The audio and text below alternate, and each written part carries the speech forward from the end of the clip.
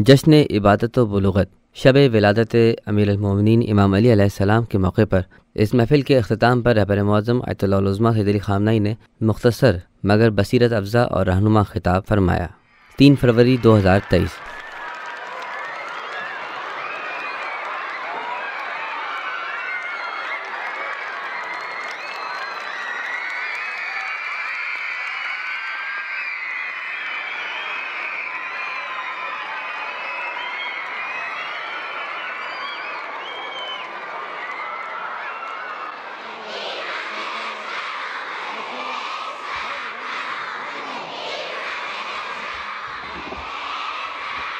خیلی ممنون. الله الرحمن الرحیم. سلام آقا، ای رهبرم، ای پدر خستگی ناپذیرم. سلام بابای مهربانم، روزت مبارک عزیز جانم.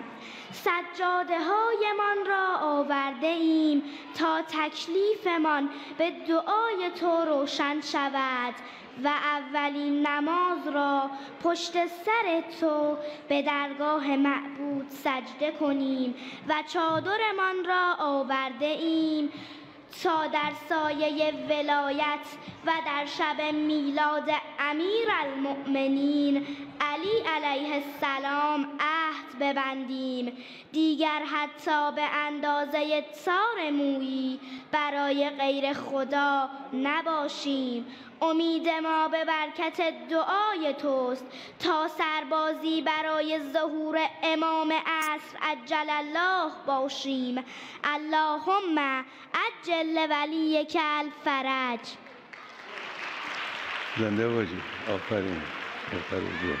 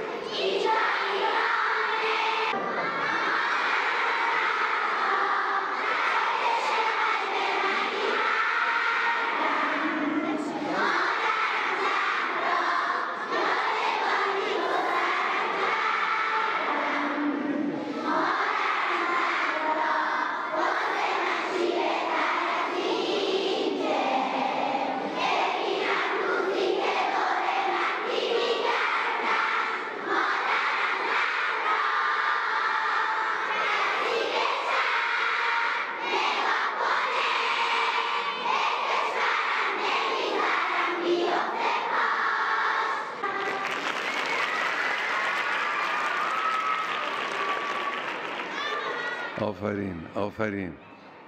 خیلی قشنگ بود. سرودتون خیلی عالی. حسینیه امام خمینی با تزییناتی متفاوت از همیشه آراسته شده بود. در شب میلاد امام علی علیه السلام و برای میزبانی از کوچکترین گروه از مهمان‌هایی که دسته دسته و با هیجان از راه می‌رسیدند. ما دوستای صمیمی خیلی خوشحالم که به سر تکلیف شب دیگه میتونم با خدا حرف بزنم. چشات یه برق خاصی میبینم. برای چیه این برق؟ چون خوشحالم اومدم به اینجا، واسه هر کسی اتفاق نمیافت. بعضی از همون لحظه ورود با کنجکاوی جستجو رو شروع می‌کردند. دنبال چی میگن؟ آقا منتظرم خیلی زودتر رهبر بیاد ببینمش. دختران کمبینا و کمتوان جسمی هم در میان 9 ساله‌های این جمع بودند. واقعا هر کسی ممکنه نتونه این اتفاق براش تجربه بشه. نماز بخونم، با خدا حرف بزنم. لحظه ورود دختران 9 ساله 5 شهید رهبر را همراهی کردند. بچه‌ها اغلب چشم انتظار رسیدن این لحظه بودند.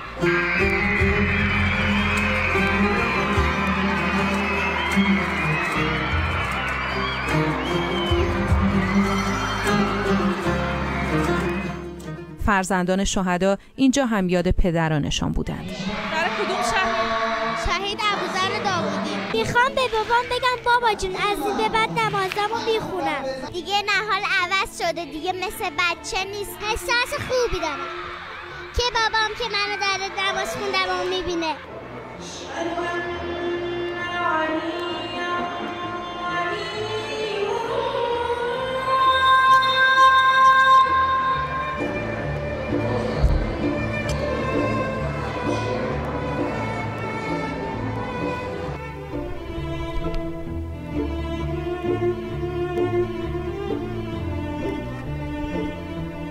بچه‌ها به نماز ایستادند، لحظاتی که میتونه به یکی از موندگارترین خاطرات عمرشون تبدیل بشه. الله اکبر سبحان الله. خیلی خوشحالم. از چی خوشحالی؟ پشت رهبرم نماز خوندم.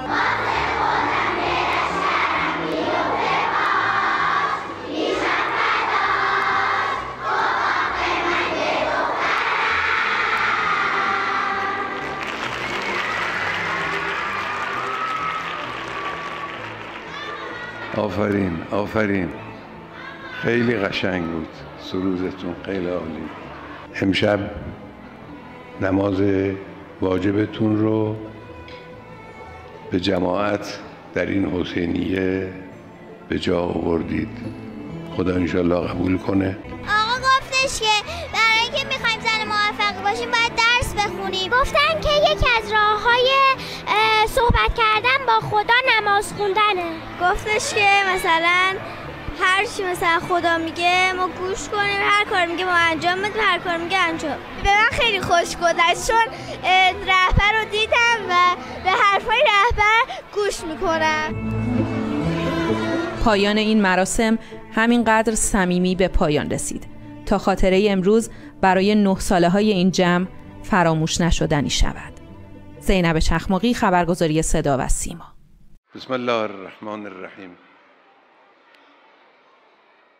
میری پیاری بچیوں، سب سے پہلے تو یہ کہ آپ کا نغمہ بہت اچھا تھا، اس کے اشعار بھی بہت اچھے تھے، اس کا آہنگ، طرز، سب کچھ بہت اچھا تھا۔ آپ لوگوں نے اسے پڑھا بھی بہت اچھا اور دلکش انداز میں۔ میں آپ کے جشن عبادت پر آپ کو مبارکباد پیش کرتا ہوں۔ اللہ تعالیٰ آپ سب کو کامیابی عطا فرمائے۔ میری عزیز بچیوں، پیاری کلیوں، آپ نے آج رات اپنی واجب نماز امام برگاہ امام خمینی میں جماعت کے ساتھ ادا کی۔ انشاءاللہ اللہ تعالیٰ قبول فرمائے۔ میری عزیز بچیوں، عبادتوں کی شرعی طور پر واجب ہونے کا جشن ایک حقیقی جشن ہے۔ واقعی یہ جشن ہے، ایک عید ہے۔ کیوں؟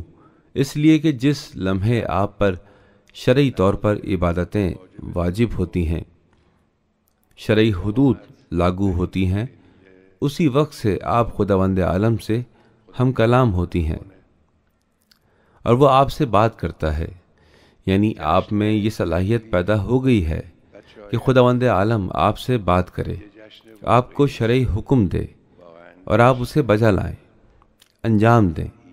یہ عالم انسانیت کا ایک گراں قدر ترین مرتبہ ہے کہ انسان اللہ تعالیٰ کا مخاطب قرار پائے، خداوند عالم انسان سے بات کرے۔ جشن عبادت کا مطلب یہ ہے کہ اب آپ بچیاں نہیں رہیں، نوجوان ہو گئی ہیں، ذمہ داری قبول کرنے کے لائق ہو گئی ہیں اور اپنے گھر میں، اپنے اسکول میں، دوستوں کے ساتھ، کھیل کے میدان میں آپ اثر انداز ہو سکتی ہیں۔ آپ دوسروں کی بھی سیدھے راستے کی طرف ہدایت کر سکتی ہیں، رہنمائی کر سکتی ہیں۔ یہ وہ ذمہ داری ہے جو ہم سب کے کندھوں پر ہے۔ آپ جیسی لڑکی میں جس پر ابھی ابھی شرعی لحاظ سے عبادتیں واجب ہوئی ہیں، اور ایک بڑی عورت یا ضعیف مرد میں خداوند عالم کی نظر میں عبادت کے وجوب کے لحاظ سے اب کوئی فرق نہیں ہے۔ آپ پیاری بچیوں کو، اپنی عزیز بچیوں کو میں جو نصیحت کرنا چاہتا ہوں وہ یہ ہے کہ خدا سے دوستی کیجیے۔ کوشش کیجیے کہ بچپن کے آغاز سے ہی خدائے مہربان کی دوست بن جائیے۔ اب یہ کہ اللہ سے دوستی کیسے ہو؟ اللہ سے دوستی کا ایک راستہ تو یہی ہے جو آپ نماز میں اس سے باتیں کرتی ہیں۔ اس بات پر توجہ رکھیے کہ آپ اللہ سے بات کر رہی ہیں۔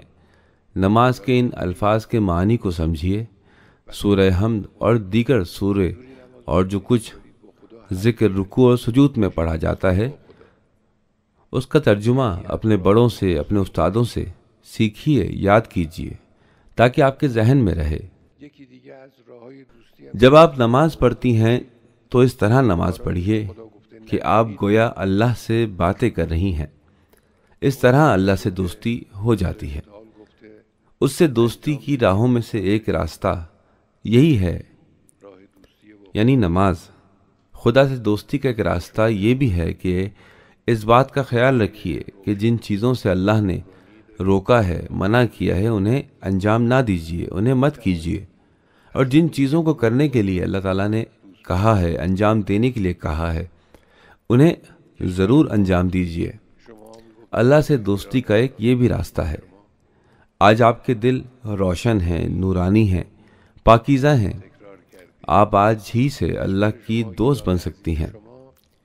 ابھی آپ نے اپنے نغمے میں آپ نے بڑی خوبصورتی سے اسے دہرایا ہے۔ آپ نے کہا کہ یہ ایران ہے، آپ کا ملک ہے۔ آپ کے عزیز ایران میں ماضی میں عظیم خواتین گزری ہیں، اور میں آپ کو بتاؤں کہ آج ہماری ممتاز خواتین ماضی سے کہیں زیادہ ہیں۔ ہمارے تمام علمی، عملی، جہادی، بڑی ذمہ داریوں والے انتظامی شعبوں میں اہم اور ممتاز خواتین موجود ہیں۔ یہ ہمارے لیے باعث فخر ہے۔ ملک کی نمایاں خواتین، ہر ملک میں نمایاں خواتین ہونی چاہیے، باعث افتخار ہیں، اور ہمارے ملک میں ایسی خواتین کافی زیادہ ہیں۔ آپ کوشش کیجئے کہ ان خواتین کی صف میں آ کر کھڑی ہو جائیے۔ کیسے؟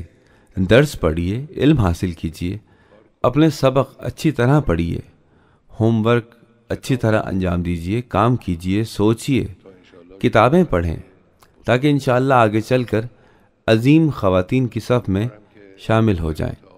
میری دعا ہے کہ خداوند عالم آپ سب کو کامیابی عطا فرمائے۔ آپ اس عظیم جدوجہد میں جسے ایرانی قوم نے انقلاب کے دوران ظلم و بدبختی اور امتیازی سلوک کے خلاف شروع کیا ہے، کردار ادا کر سکتی ہیں، جیسا کہ اس سے پہلے بھی بہت سی خواتین نے کردار ادا کیا ہے اور کارہائے نمایاں انجام دیے ہیں۔ آج ان کے کاموں کے بارے میں کتابیں لکھی گئی ہیں، شائع کی گئی ہیں۔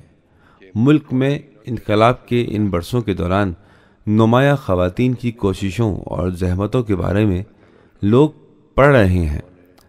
انشاءاللہ آپ بھی ان کی صف میں شامل ہو جائیے۔ اب قبل اس کے کہ اب ہم اپنی عشاء کی نماز شروع کریں، آپ سب مل کر بلند آواز میں صلوات پڑھیے۔